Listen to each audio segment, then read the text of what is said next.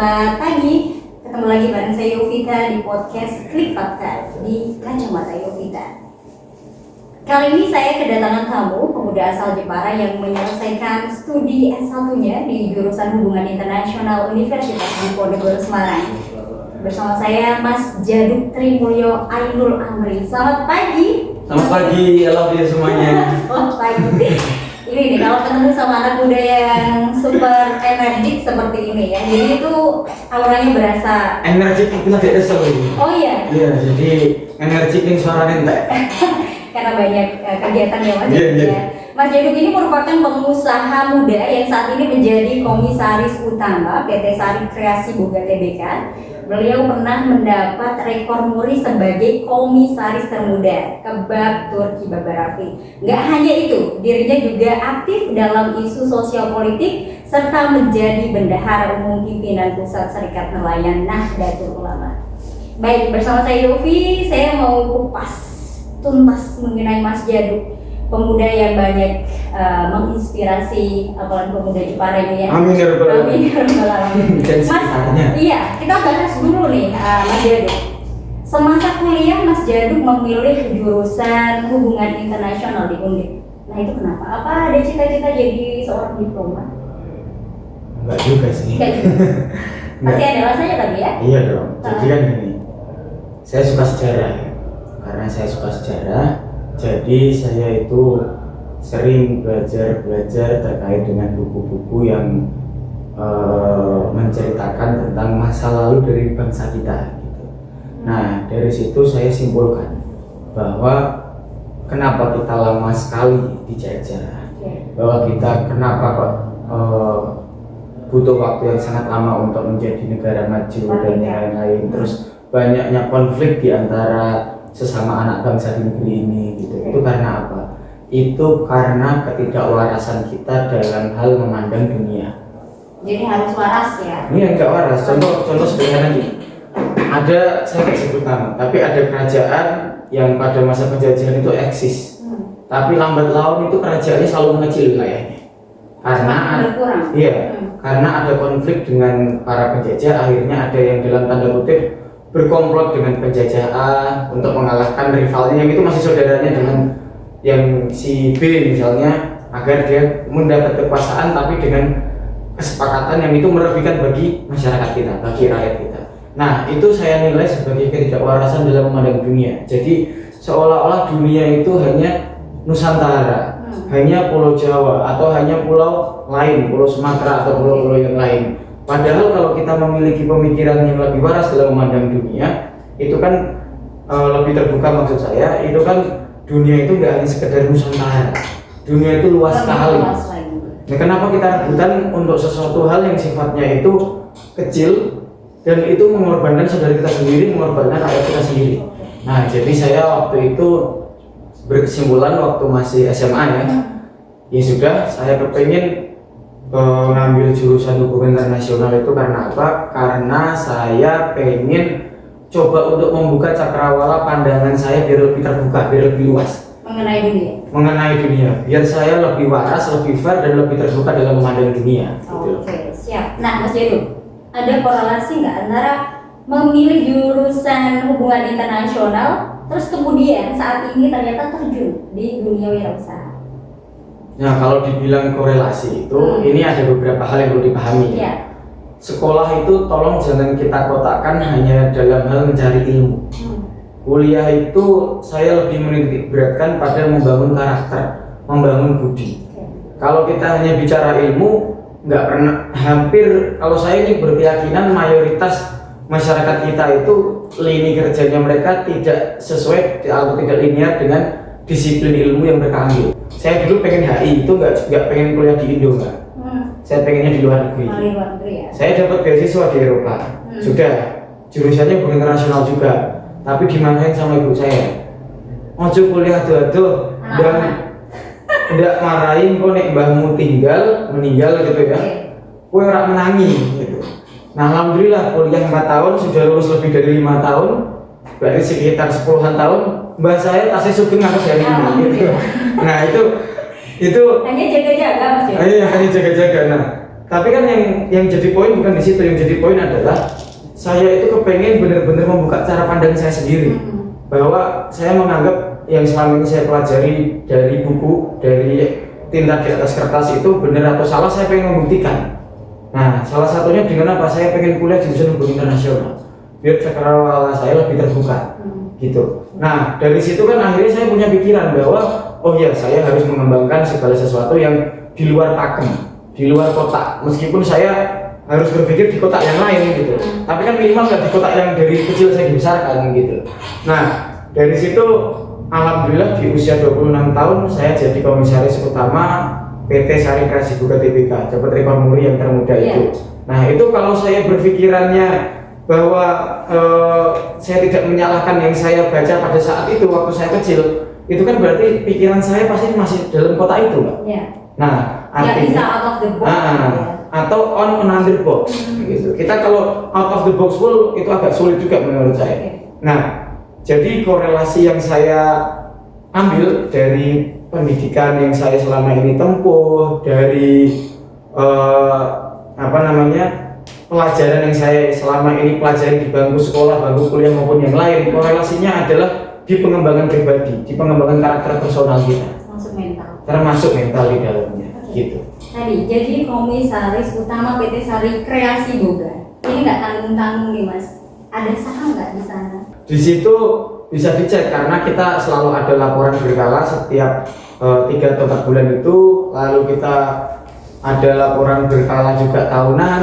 Kita sebelum akhir tahun selalu kita upload prospektus baru, artinya rencana kerja ke depan.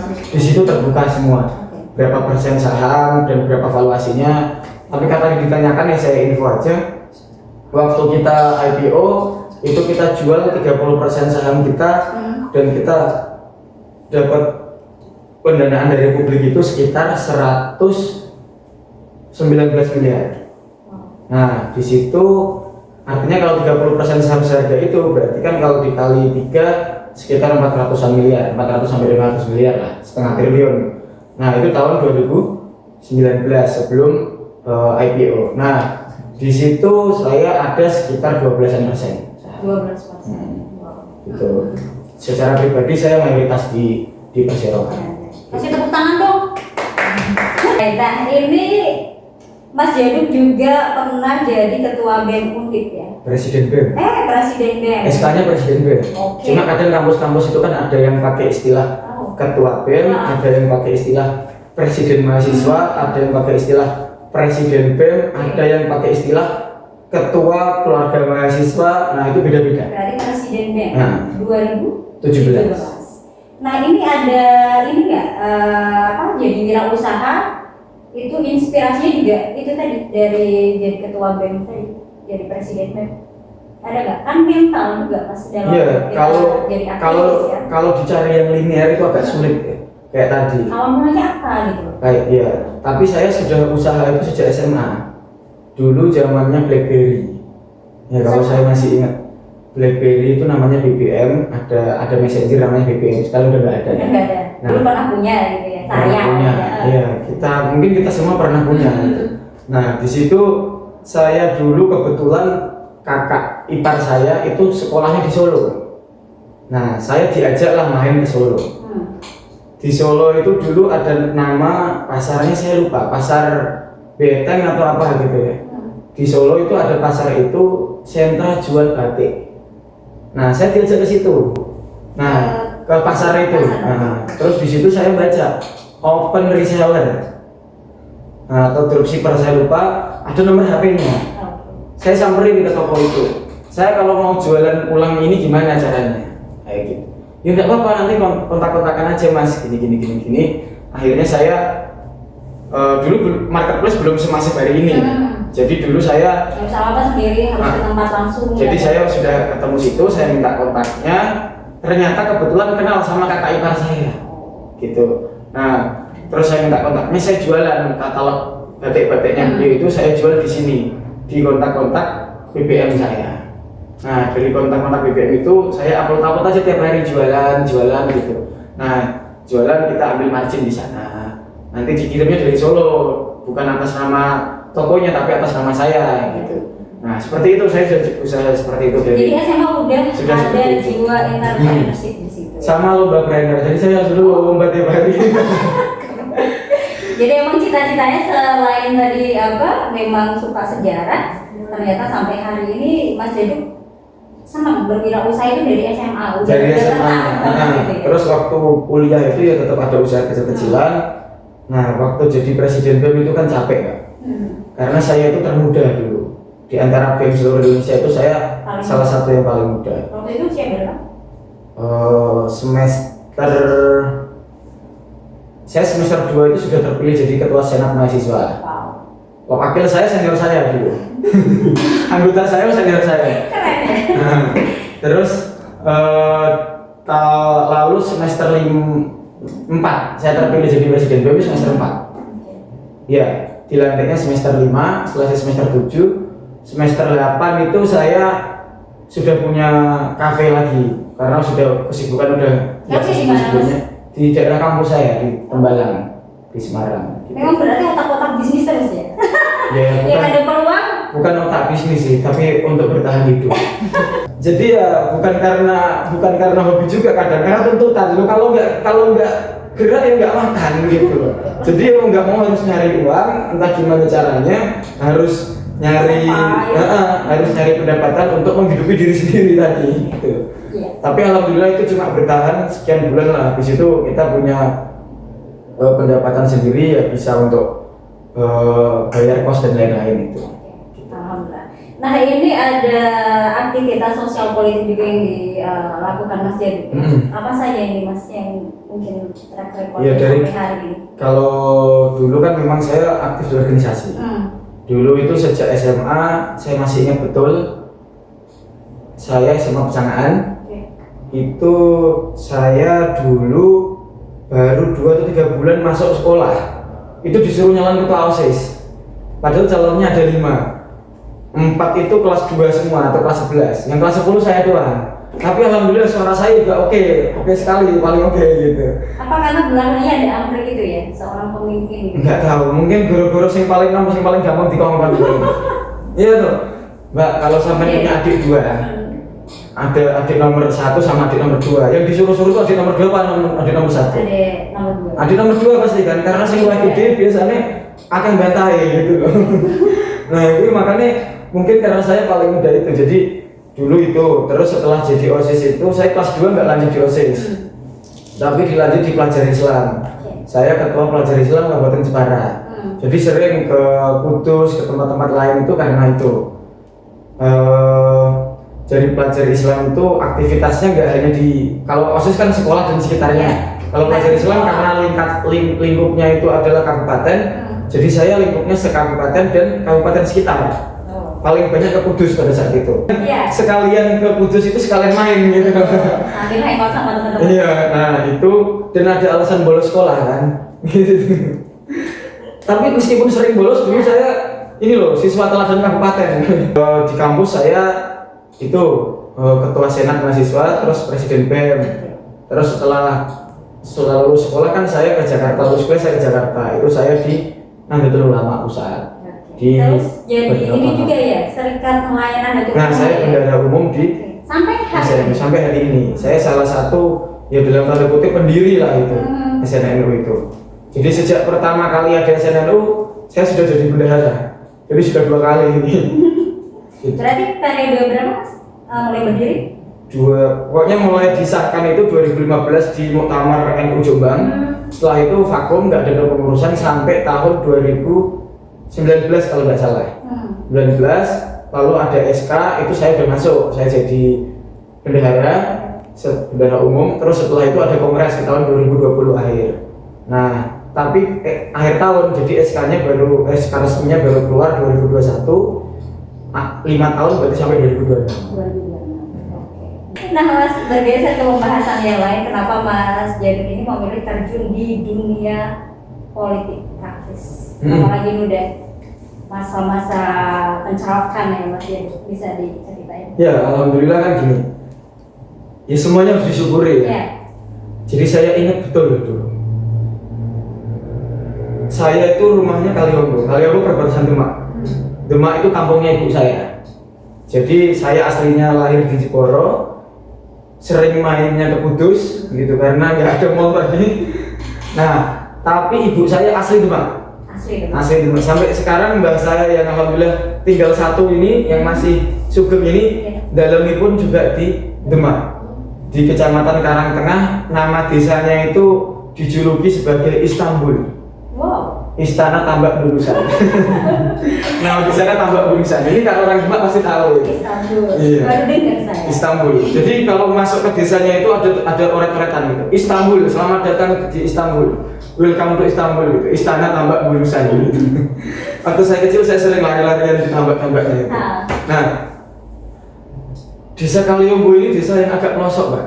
Kalau jenengan semua tahu. Nah, bisa dicari di internet. Saya waktu dulu SMP itu aja harus naik angkot dulu. Dari desa saya itu saya harus jalan kaki ke jalan utama itu sekitar 300-an meter lah ya, 300 sampai 500 meter.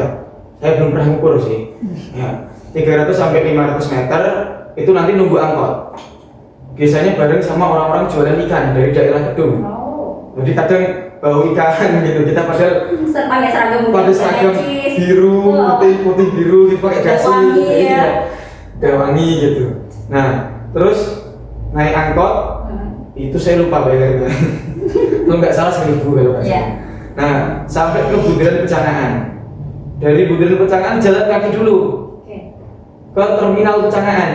Itu sekitar berapa ya? Sekitar berapa itu? Ya 500 sampai sekiloan lah mungkin ya. Saya juga belum pernah ngukur, jadi nggak tahu. Nah, nggak bawa meteran. Nah, di terminal itu saya baru naik bis kota, entah Jepara Semarang atau Jepara Kudus bisnya. Nah, itu 1.000 juga, jadi 2.000 dulu jalan. Saya masih ingat itu. Nah, nggak tahu sekarang berapa ya. Itu jadi untuk menuju ke sekolah saya aja itu harus 2 kali angkot dan harus ada jalan kakinya, nggak bisa langsung gitu. Makanya sehat ya. Alhamdulillah. Gitu. Nah, di situ kalau mbak-mbak dan mas-mas semuanya tahu, para pemirsa ini tahu, artinya di kondisi desa yang seperti itu, kalau berarti kan itu desa yang belum maju gitu ya. Kalau belum maju berarti masyarakatnya itu kira-kira banyak yang kaya atau banyak yang miskin? Banyak yang nggak mampu. Nah, kan seperti itu. Berarti orang kaya sangat sedikit kan gitu, atau mungkin malah hampir nggak ada gitu ya. Nah, di situ artinya kalau banyak yang nggak kaya, berarti mayoritas orang sana kalau sakit itu dirawat di rumah sakit. Itu kira-kira rumah sakitnya yang ekonomi atau yang VIP? Ekonomi. Pasti ekonomi. Masih kalau bisa di puskesmas ya. Nah, iya, gitu. Main puskesmas, main rumah sakit wis mesti ekonomi. Gitu. Nah, karena ekonomi ini saya nggak tahu sekarang, tapi zaman dulu itu ibu saya kebetulan itu hobinya nengok orang sakit. Bukan hobi ya, memang tuntutan ya. Karena saudara banyak dan tetanggaan semua, jadi kalau ada orang sakit itu memang budayanya di desa saya itu masih gotong royongnya masih tinggi. Jadi kalau ada orang bangun rumah gitu-gitu, sambatan gotong royong itu masih ada, tanpa dibayar itu masih ada sampai hari ini. Nah, di situ saya sering, kalau ibu saya nggak ikut rombongan, itu saya sering disuruh nganterin ibu saya, karena paling kecil di rumah saya. 3 bersaudara, saya yang paling kecil. Jadi tadi paling menom, jadi paling gampang dikongkon-kongkon gitu. Nah, saya sering diminta ibu saya untuk nganter, dan karena nganter dan yang sakit itu saudara misalnya atau tetangga yang kenal, berarti kan saya ikut ke dalam. Nah, saya ikut ke dalam itu saya jadi saksi betul. Satu bangsal itu kan biasanya kalau di ekonomi isinya banyak, satu ruangan banyak pasien ya. Nah, banyak, lebih dari 6 waktu itu saya masih ingat. Wah, lebih dari 8 mungkin. Banyak sekali kok, saya masih ingat. Di situ ada anak kecil yang nangis kecil, Pak. Itu, saya masih ingat ini anak siapa itu saya masih ingat ini.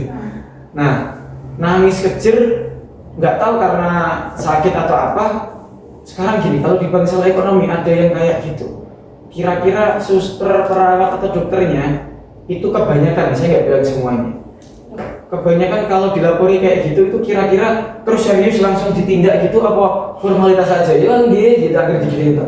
Kebanyakan yang saya saksikan dulu adalah formalitas kok, sambil sekedar disapa atau diapain gitu doang. Dan itu nggak cuma sekali saya lihat soalnya.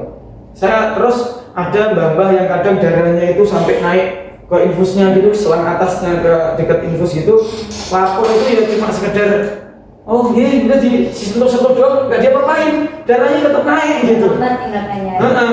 Itu demi Allah, demi Rasulullah saya menyaksikan dengan mata kepala saya sendiri. Nah di situ saya terus terenyuh, saya sampai nggak kuat, saya sampai matur ke ibu, Bu kalau wonten engkang ten griya-griya malih kula tetep purun nganter. Tapi nyuwun ngapunten, saya nggak ikut masuk. Saya gitu. Nah, karena apa? Karena aku nggak kuat, nggak tega. Aku sampai yo dalam tanda kutip terharu, terenyuh gitu loh. Yang saya salahkan siapa? Yang saya salahkan diri saya sendiri. Karena saya melihat yang kayak gitu tuh tak anggap orang masuk rumah sakit bukannya malah tambah cepat sembuh, malah tambah cepat meninggal kayaknya ini. Atau malah tambah ya minimal kesembuhannya lambat lah gitu ya. Nah terus saya terus mikir gitu, saya mikir yang salah siapa? Yang tak salah ini diri saya sendiri. Kenapa pada saat itu saya nggak punya uang? Kalau saya pada saat itu saya punya uang, saya kaya, saya kan tinggal bayarin adik atau mbak itu untuk pindah kelas ke kelas VIP yang insya Allah pelayanannya akan lebih baik. Iya atau enggak kira-kira? Nah, tapi tak pikir lagi, lo kalau semuanya pindah VIP, lah ya terus orang kamot fasilitasnya, gitu. Artinya itu bukan solusi. Karena sekaya-kayanya kita kalau sifatnya pribadi itu nggak mungkin bisa mengcover segala sesuatu yang sifatnya komunal gitu. Nah, apalagi masyarakat kita jumlah penduduknya sangat banyak, sekitar 300 juta. Artinya yang kalau mau memperbaiki itu semua ya lewat pemerintah yang memiliki sumber daya yang bisa memperbaiki sistem kesehatan, pendidikan atau apapun itu. Jadi bukan tentang ekonomi jadi VIP, tapi kelas ekonomi itu pelayanannya maksimal seperti VIP hari ini gitu. Nah, seperti itu yang saya pengenkan. Jadi ada jiwa yang berontak. Iya, saya selalu gitu. Sudah seperti saya mikir gitu dulu sejak SMP, sejak apa yang bisa saya lakukan? Nah, saya harus ngapain gitu. Terus saya berpikir, terus untuk menuju ke sana caranya gimana? Untuk menuju ke sana berarti saya harus memperbaiki diri saya sendiri. Saya harus benar-benar menata diri biar mampu untuk bisa mempengaruhi kebijakan negara yang seperti itu. Nah, coba Mbak sampai pikirkan nih sama teman-teman yang di rumah yang nonton nanti. Saya kuliah aktivis, presiden BEM. Saya jurusan HI. Saya lulus sebelum 4 tahun, Mbak. Sebelum 4 tahun. Dan saya cum laude. Saya di kampus juga mawapres atau mahasiswa teladan. Lalu saya juga punya usaha, punya kafe tadi. Lalu saya juga punya ya alhamdulillah di beberapa forum-forum ilmiah saya juga terlibat di Vietnam sampai ke markas besar PBB dan lain-lain gitu. Dengan kesibukan yang seperti itu saya juga cari uang sendiri semuanya. Kira-kira itu saya sempat tidur apa enggak? Kira-kira capek apa capek banget? Gitu. Banget dong. Di situ 24 jam sama kan? Iya, waktunya juga sama-sama 24 jam gitu. Nah, di situ kan tetap ada waktu-waktu di mana saya itu capek. Di mana saya itu ya males gitu loh. Sampai makan telat dan lain, sampai hari ini saya nggak bisa minum kopi. Sampai hari ini padahal saya dulu pecinta kopi gitu. Sudah lama sejak lulus kuliah itu saya nggak bisa minum kopi karena setiap minum kopi asam lambung saya naik gitu. Karena mana prihatin gitu. Saya terus tak pikir, sekarang kalau saya misalnya istirahat setelah kuliah seharian atau organisasi seharian atau kerja seharian gitu, malam mau belajar, mau organisasi lagi, rapat lagi kan juga udah capek. Tapi tak pikir lagi, kalau saya nyerah hari ini, capek hari ini, itu janjinya ya sah-sah baik. Loh, insya Allah ya saya sudah lebih capek daripada teman-teman yang lain, kemungkinan gitu. Tapi tak pikir lagi, kalau saya menyerah hari ini, artinya saya itu membiarkan tetangga-tetangga saya, teman-teman saya, kenalan, saudara atau siapapun itu di kampung saya itu, kalau dia sakit dan masuk rumah sakit, itu bukannya malah tambah cepat sembuh, tapi malah tambah cepat meninggal atau minimal sembuhnya lama. Kan gitu toh? Fasilitas sama. Nah, di situ berarti terus saya mikir ke situ, saya terenyuh lagi. Loh, kalau saya diem hari ini berarti saya membiarkan di masa depan hal itu terulang lagi. Itu baru kita ngomong lingkupnya Jepara dan sekitarnya. Kita belum ngomong lingkupnya daerah-daerah lain di seluruh Indonesia. Ini lingkupnya Jawa, belum luar Jawa. Ini lingkupnya baru Indonesia, belum luar negeri. Teman-teman di Myanmar, teman-teman di Afrika, saudara-saudara kita semua gitu contohnya. Sekarang di Palestina misalnya. Lah kalau saya menyerah hari ini, artinya saya tidak berusaha untuk menyelamatkan mereka semua itu. Berarti betapa bersalahnya saya terhadap mereka. Betapa salahnya saya terhadap diri saya sendiri. Saya mengkhianati yang saya inginkan sendiri. Saya mengkhianati prinsip saya sendiri. Yang sudah diperjuangkan. Nah, yang sudah saya perjuangkan sejak saya SMP SMA dulu gitu. Nah, makanya sejak saat itu saya selalu beranggapan bahwa saya harus memperbaiki diri saya. Dan alhamdulillah saya dalam tanda kutip sudah dianggap sukses di bidang usaha. Loh, saya sudah jadi komisaris utama, sudah pernah jadi direktur. Apalagi yang saya cari? Mumpung saya masih sehat, mumpung saya masih semangat. Sekarang tidak waktunya untuk diri sendiri tapi memikirkan. Nah iya gitu. Makanya sekarang waktunya saya, mumpung ada kesempatan, mumpung ada diberi rezeki oleh Gusti Allah, oleh Tuhan Yang Maha Esa, untuk memiliki kesehatan, kemampuan dan sumber daya yang insya Allah cukup ini, ya sudah waktunya untuk memberi manfaat kepada masyarakat yang lebih luas. Kalau dulu saya di perusahaan ada sekitar 10.000-an outlet, lalu karyawan sekian ratus gitu, dan mungkin malah sekian ribu dengan anak-anak usaha gitu ya. Ya tapi kan ruang lingkupnya hanya itu, hanya ribuan itu. Ya minimal maksimal cuma puluhan ribu lah. Tapi kalau kita diterjun di dunia politik, jadi anggota DPR RI misalnya, itu kan insya Allah kita bisa memberi manfaat kepada ratusan juta masyarakat. Apalagi kalau kita bicaranya itu negara kita bisa memiliki kemampuan untuk memberi sumbangsi kepada perdamaian dunia. Berarti kan malah miliaran individu kita bisa memberi manfaat baik secara langsung maupun tidak langsung. Nah itulah yang membuat semangat kita bahwa meskipun sekarang hari ini capek, ya nggak apa-apa, tapi kalau kita menyerah hari ini itu sama saja saya bersalah terhadap jutaan atau mungkin malah miliaran orang di luar sana. Karena ada kata-kata biarlah lelah ini jadi lillah ya. Insya Allah. Insya Allah. Mas kenapa memilih berlabuh di P3 dan Mas Jaduk ini memilih jadi caleg DPR RI? Kenapa langsung tadi ya ke RI? Kenapa enggak mungkin di tingkat kabupaten dulu, provinsi? Lebih luas lagi kan lingkupnya. Ya gini, kenapa P3 yang pertama gini? Ini saya nggak perlu ngomong biar lebih singkat aja. Ya. Nggak perlu ngomong yang sifatnya spesifik terkait partai A, B, dan C, partai Islam, partai nasionalis dan lain-lain. Tapi sederhananya gini aja, P3 itu satu di antara sedikit partai Islam yang ada di DPR RI, benar atau enggak? Dan itu kursinya paling sedikit dari ini, ya kan? Artinya hampir hilang. Sekarang tak tanya ke teman-teman semua, tanyakan ke diri kita.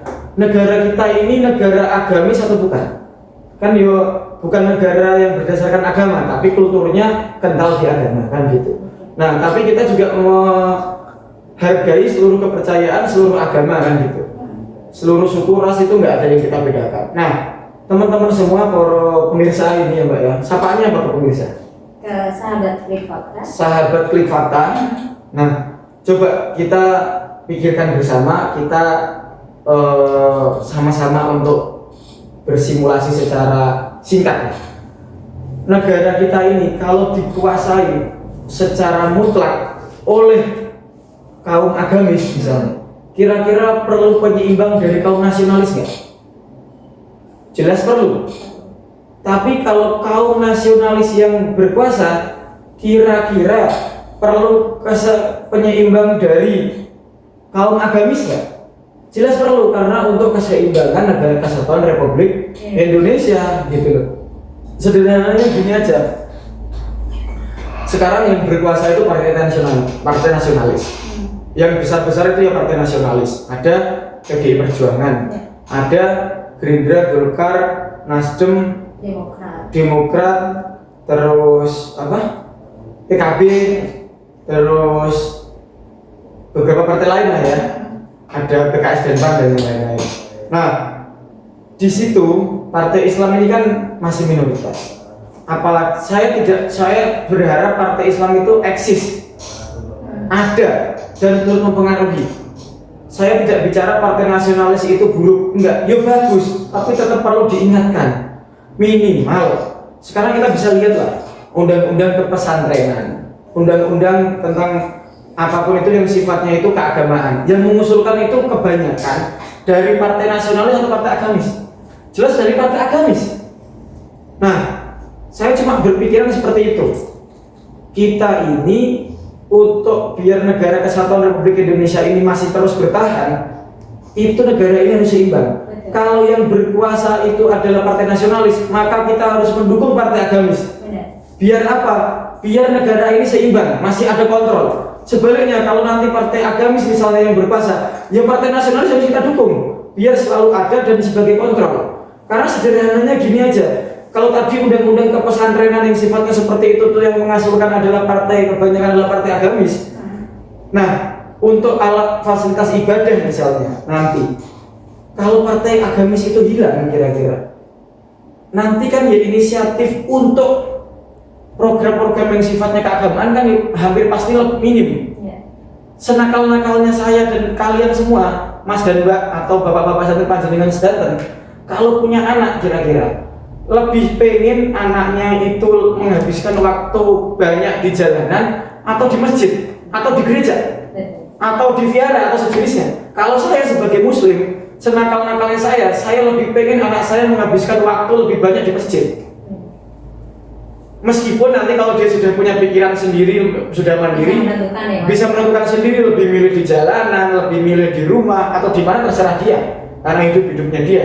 Tapi setidaknya saya di masa kecilnya dia memberi pikiran ke dia lebih baik ke fasilitas keagamaan, dan itu akan lebih mudah jika partai agamis itu masih ada di DPR RI, masih bisa memberi kontrol kepada pemerintah yang berkuasa. Itulah alasan kenapa di P3. Nah, lalu kenapa DPR RI? Karena gini, Mbak, pengalaman saya di bisnis ya, waktu sama-sama 24 jam. Sampean semuanya punya fasilitas perbankan atau permodalan atau apapun, 10 miliar sama 1 juta, itu bebannya sama buat saya, capeknya sama. Punya usaha yang karyawannya 10 dengan punya usaha yang karyawannya 10.000, itu capeknya sama. Karena sama-sama kita total di situ, sama-sama kita ngurus gitu. Nah, kalau seperti itu, sama-sama kita menghabiskan waktu, insya Allah meniatkan diri untuk mewakafkan diri dalam perjuangan untuk kemanusiaan. Sama-sama kita menghabiskan 24 jam di kabupaten, provinsi ataupun di DPR RI, di nasional, dengan pemaparan yang saya sampaikan tadi. Ya sekalian kita di tingkat nasional, gitu, sekalian gitu. Karena insya Allah bisa memberi manfaat kepada masyarakat yang lebih banyak. Intinya gitu. Tapi apakah yang di DPR kabupaten, provinsi atau yang lain itu salah? Juga nggak salah. Karena kalau tidak ada yang punya pikiran seperti itu, nanti kabupaten tidak ada yang bangun, gitu. Nah, tapi karena memang saya menyadari bahwa kebetulan saya asli Jepara, Kudus tempat main saya, terus Demak itu ibu saya gitu. Di 3 dapil ini memang saya memiliki ikatan yang khusus spesial gitu, emosional. Dan juga saya banyak menghabiskan waktu di Jakarta gitu. Nah, ini adalah langkah yang tepat gitu. Di samping secara ideologis saya berpikir bahwa memang untuk memberi kebermanfaat kepada masyarakat yang lebih luas, caranya ya memang di DPR RI atau DPR pusat gitu. Jadi lebih fokus ke yang banyak dulu ya. Sekalian daripada setengah-setengah ya Mas jadi ya. Nah, ini nih kita ngomong soal dana kampanye. Nggak apa ya. Untuk pemilu nanti persiapannya bagaimana? Kemudian kira-kira butuh dana gede nggak Mas ini untuk menjadi wakil rakyat menuju Senayan? Kemudian ini kan era-era teknologi juga. Apa saja yang sudah dilakukan tim dari Mas Jaduk untuk bisa menggait banyak suara? Terima kasih. Kalau terkait dana kampanye sama seperti yang lain-lain lah. Yang ya contoh ya misalnya setiap hari itu kan saya keliling menemui masyarakat.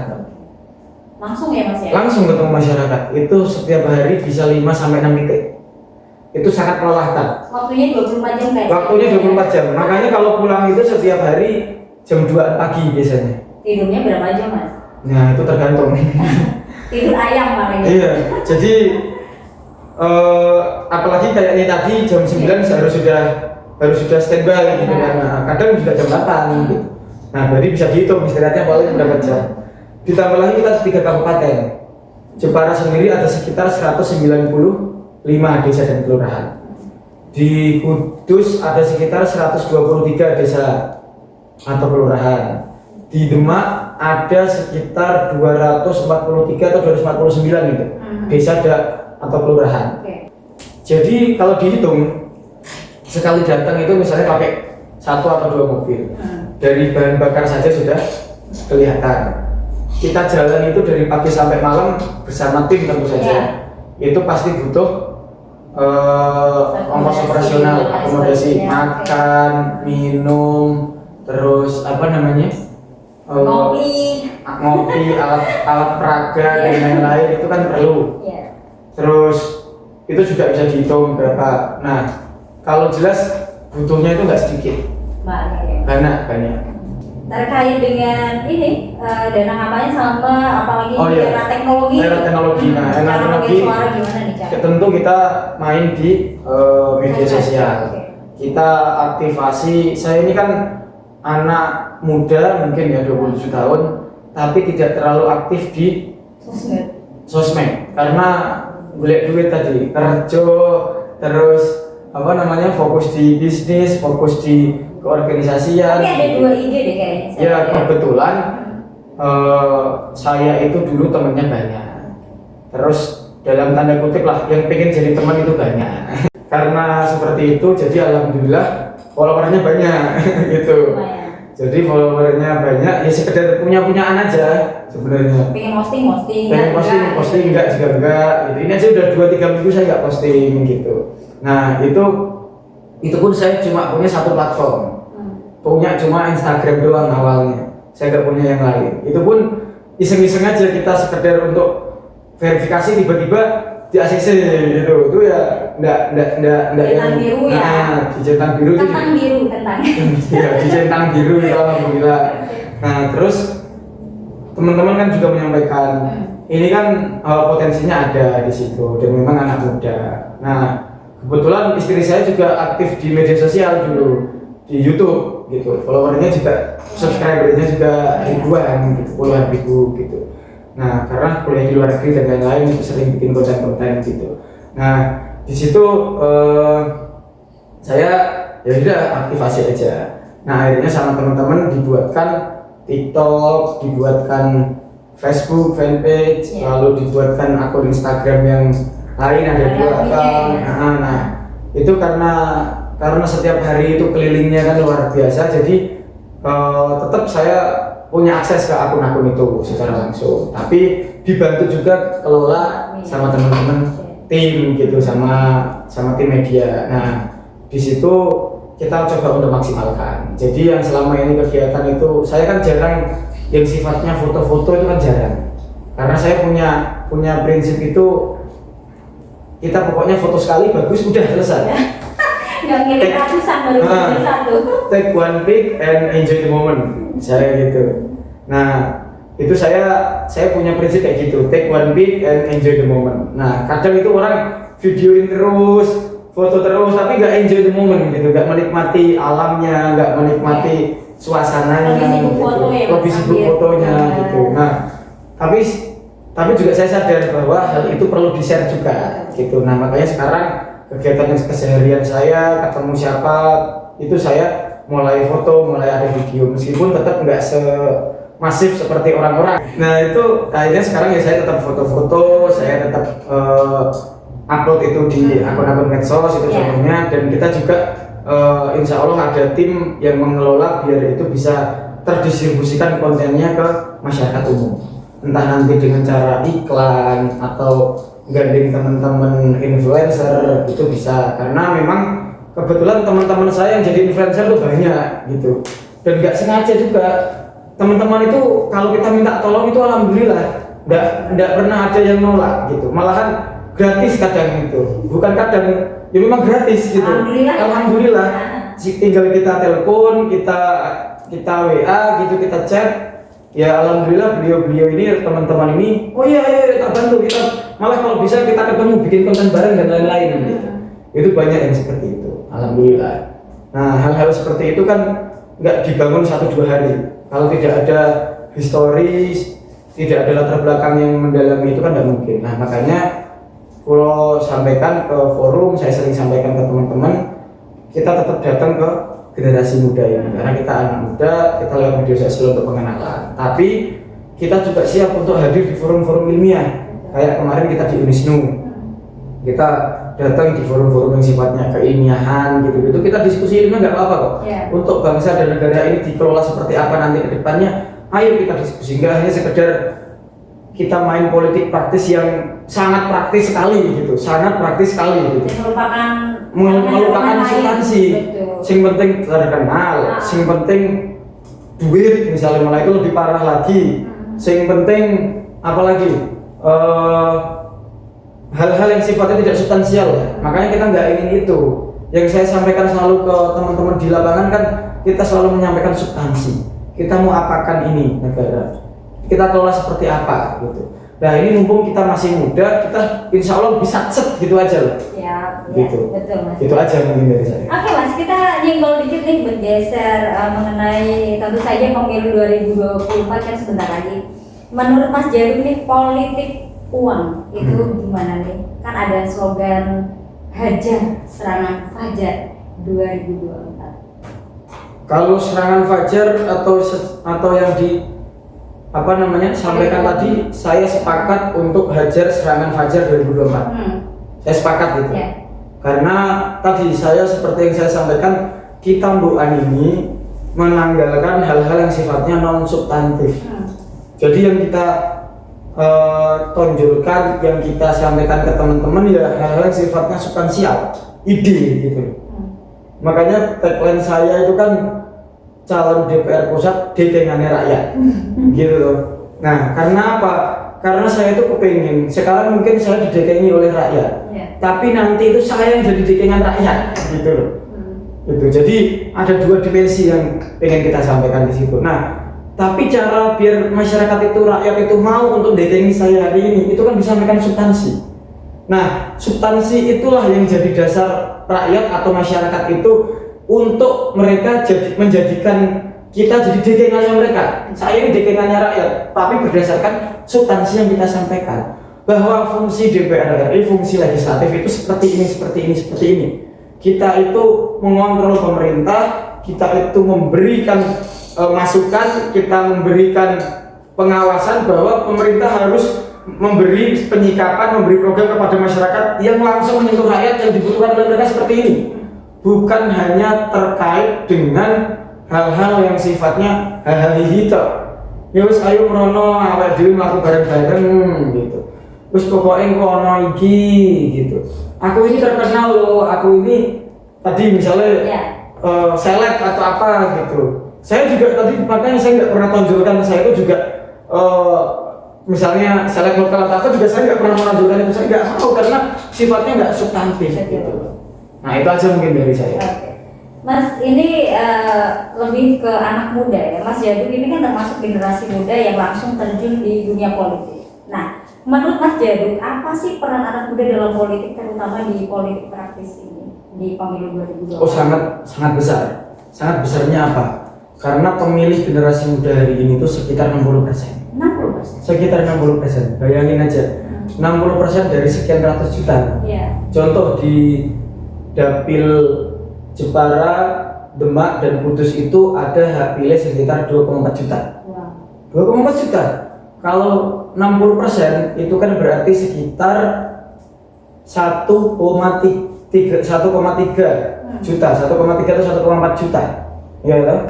1,3 1,4 juta. Nah, di situ peran anak muda apa? Itu sangat tinggi. Yang pertama, kalau tadi ada gerakan hajar serangan hajar misalnya, itu jelas bisa digunakan sebagai alat penggerak. Lah kalau 60%-nya itu menolak, kan selesai. Iya kan? Itu satu.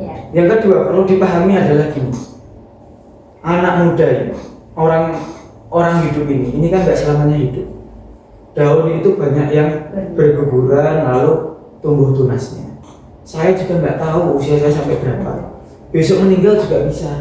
Tapi 90 tahun lagi meninggal juga bisa. Kita nggak tahu. Kita nggak pernah tahu. Terbaik yang kita lakukan.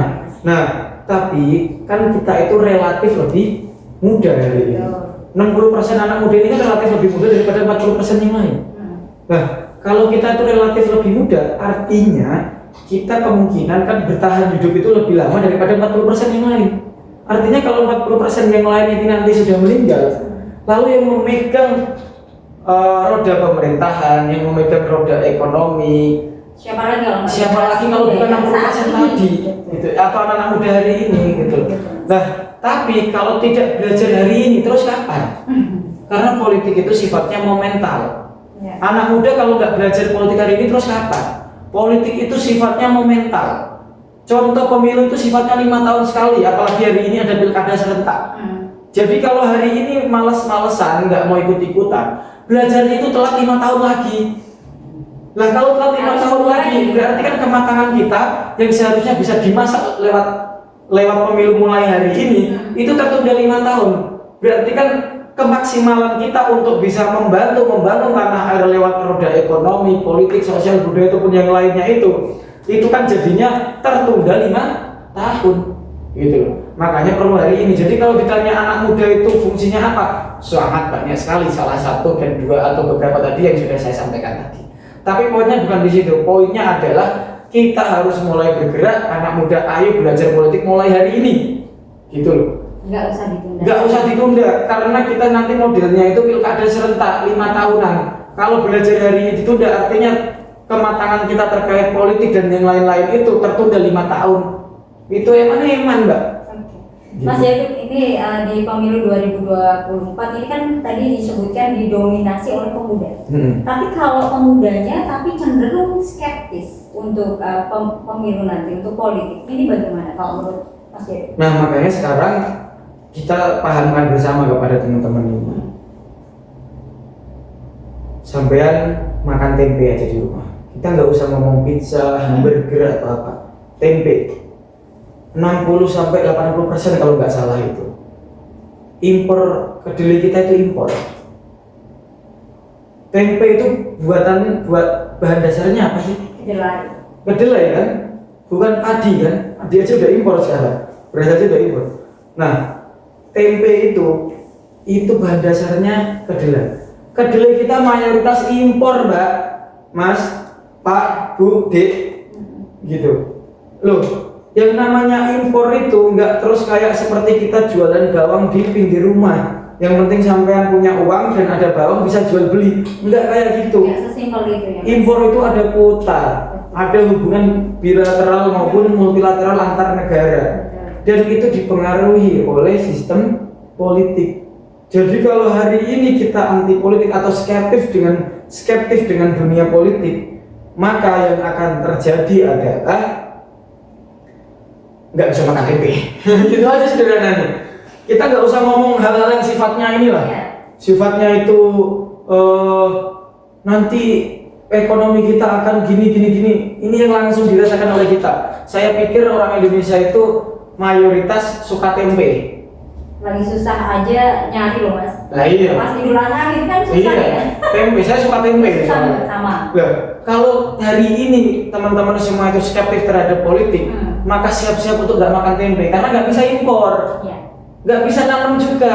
Tapi cara nanam mau benih juga nggak bisa, nggak ada. Kamu pikir satu desa kamu nanam tempe itu bisa, nanam kedelai itu bisa hidup yang pertama. Kalau misalnya hidup pun bisa panen pun, kamu pikir bisa untuk mencukupi kebutuhan satu kabupaten? Enggak, Pak. Apalagi kita bicaranya ratusan juta orang. Jadi nggak boleh skeptis. Jadi nggak boleh skeptis, harus aktif. Dan itu sampai coba pikir lah hari ini ya.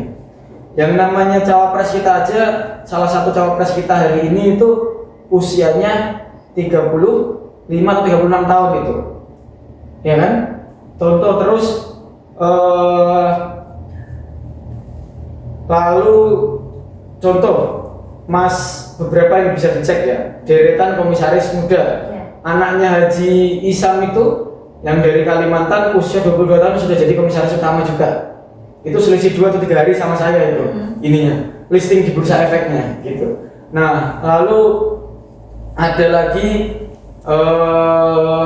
teman saya dari Wonogiri, jadi CEO termuda masuk majalah Forbes itu 30 under 30 Asia 30 di bawah 30 tahun maksudnya. Itu usia 29 tahun. Itu sudah jadi CEO perusahaan besar. Terus Bukalapak mulai merintis usaha umur berapa? 27-an tahun sekian. Terus banyak lah yang seperti itu. Everseries itu merintis umur 25 dan lain-lain. Lah kalau kamu skeptis, kamu umur segitu udah jadi apa? Iya gitu contoh. Bukan masalah itunya, bukan masalah kita nggak ngomong soal negara dulu deh. Kalau hari ini teman-teman semuanya itu skeptis, berarti kedepannya kamu ya selamanya tertinggal. Nggak akan jadi secara baik itu secara politik maupun secara ekonomi, nggak akan jadi orang-orang yang leading, memimpin gitu, baik dalam hal apapun. Berarti kalau nanti kamu umur 40 tahun terus protes, sing sugih kae-kae tok aku selamanya kayak gini. Ya karena kamu dari dulu main-main terus gitu loh. Ada salah satu film nanti mungkin bisa di-share nanti di kolom komentar. Itu ada film dari asing. Itu salah satu cuplikannya gini. Pakai bahasa Inggris ya. Saya ngomongnya bahasa Indonesia aja ya. Bahasa Indonesia ya. Ketika saya umur 22 tahun, all I think is about music and art gitu. Yang saya pikir itu hanya ketika saya umur 20 tahun yang saya pikir itu hanya musik dan seni. Tapi sekarang saya usia 36 tahun. Yang saya pikir itu hanya soal uang. Dan itu dia stres gitu. Dan dia stres, dia berpikir merasa hidupnya sangat berat, tidak adil dunia dan lain-lain. Ya nggak ada yang salah dengan seni, musik dan lain-lain itu. Tapi harus memulai memikirkan bahwa musik, seni, olahraga atau hobi-hobi yang lain itu bisa menghasilkan uang atau tidak. Kalau iya total di sana nggak apa-apa.